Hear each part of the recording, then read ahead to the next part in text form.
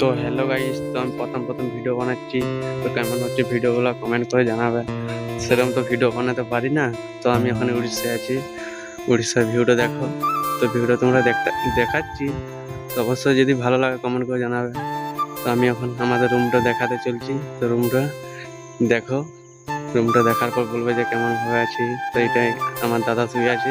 দাদাকে দেখো, দাদা এবার উঠে মনে হচ্ছে চান করতে যাবে। আগে সানডে কাজ করে চলে এসছে, তো চান করতে যাবে। তো আমি এখন আমাদের জল টাঙ্কি দিয়ে যাবো, যে দেখি কেমন লাগছে।